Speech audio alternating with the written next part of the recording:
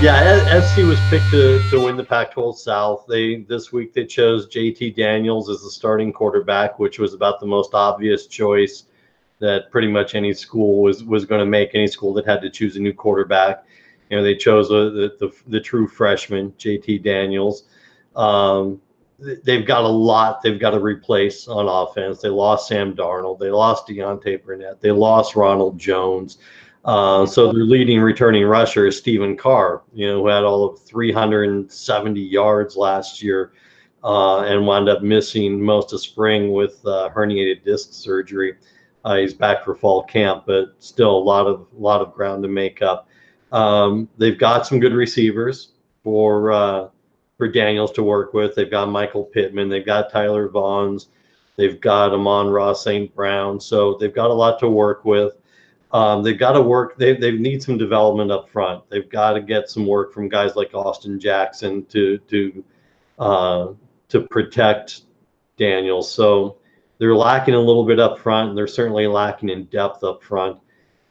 Defense looks good. Defense looks solid. They lost Porter Gustin for about 4 to 5 weeks with a knee injury, but there's plenty of depth.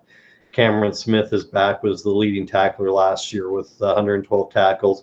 And, of course, they've got Biggie Marshall and Mon Marshall back in the defensive backfield.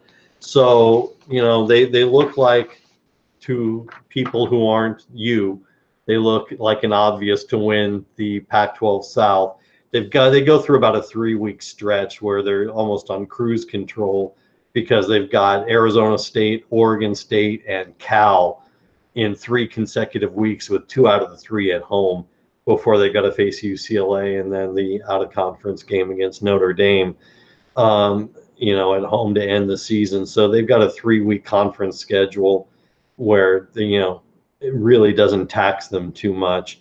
They open up against UNLV, which is a yawner. Then they got to play Stanford pretty quickly, and it's up in Palo Alto. So that's going to be an interesting challenge. And then an out-of-conference game against Texas. So, and then their conference the rest of the way again until that season finale against Notre Dame. So that USC Stanford game in week 2 of the season is going to be a pretty telling game for both teams, but especially for SC because they don't have the game experience and the critical skill positions that Stanford does. So it was a mere 2 seasons ago that the best team in the Pac-12 South was not playing in the championship game. They then went on to play in the Rose Bowl. Sam Darnold didn't start the season. They got off to a 1-3 start. They went on the great run. They finished in the top 5 in the nation. They won the Rose Bowl. Similarly, this year, JT Daniels will do well. They'll be a much better team in November than in September, but they've got Stanford. They got Texas, which, of course, doesn't impact the Pac-12, but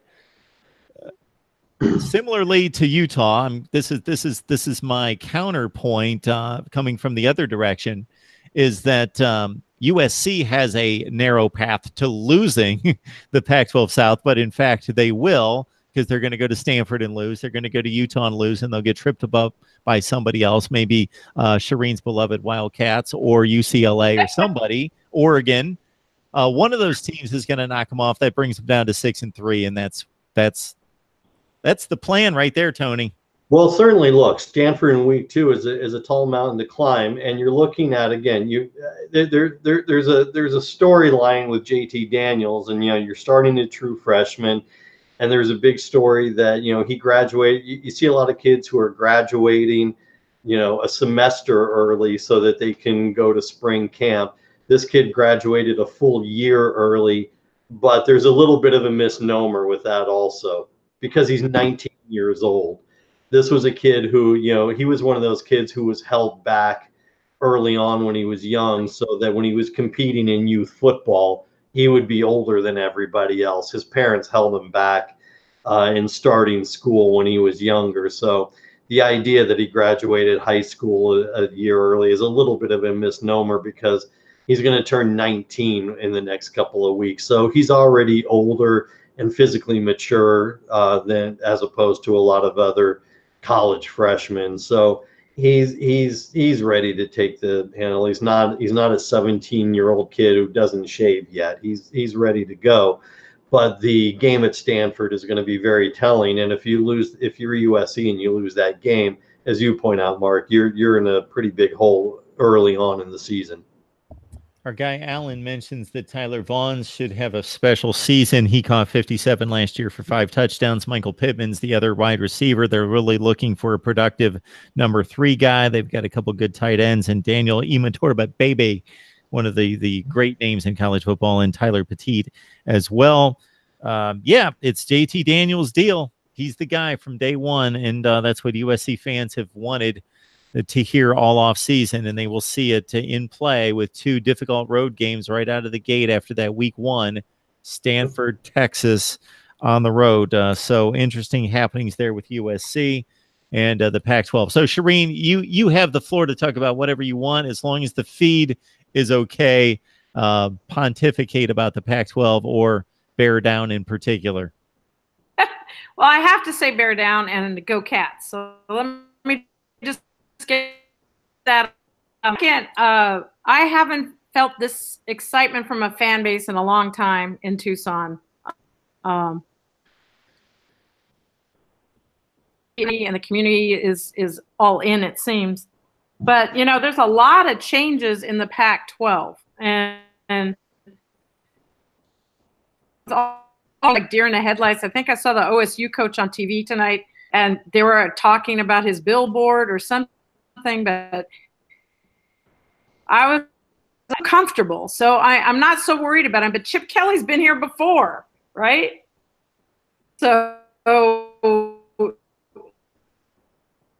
UCLA under Chip Kelly, and I'm dying to say, so I just think people are just excited to see these teams play at all, let alone what's going on. So like Whittingham, he's coming in and he's got a great team as usual, but now he's going against coaches he's not spot for the last 5 years, or, you know, Mora or anything like that, you know? So it's going to be interesting to see how we're going to be seeing. Hey, Shireen, I'm sorry to shut you down, but we just really can't make a whole lot out of that, unfortunately. But because of your overt personality, the one thing that we do get out of all that is that you are excited. That came through, that you are excited. Excited. If I was another person, I might cut you down by saying, why are you excited about finishing 7-5? But I wouldn't do that. I'm excited. I'm sorry, Shireen. Enjoy the BYU game. I just, I hope so many changes in the Pac-12 that the seasoned coaches are going to be having to adjust mid-game because that they've never seen before. So I can't wait for Mike Leach to be on the sidelines, you know, facing a coach he's not used to. All right, we got Shireen Ryan from Zona Zealots. Please join her there for Arizona Football Talk. And she should be doing this kind of work, and she does for other sports and so forth on her platform on YouTube. So if we can get the transmission to hold off for about 5 seconds, Shireen, let people know where they can find you.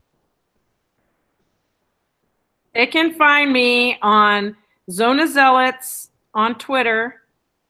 Zona Zealots Crazy with 2 E's on Twitter, and Sports Crazy 28 on Instagram. You can find me anywhere. You can find me.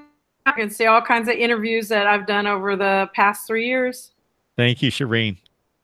We You're appreciate it. welcome. Tony, I want clarification. Just let us know your Pac-12 championship game and who wins. Washington and USC, and Washington wins. And that's boring. Washington gets a playoff spot. It would be a much more interesting championship game if Utah was there playing Washington.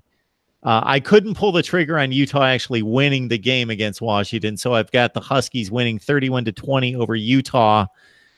But I don't want to let the cat out of the bag. I'm going to announce my playoff projections tomorrow. But at 10-2, it doesn't look good for the Huskies.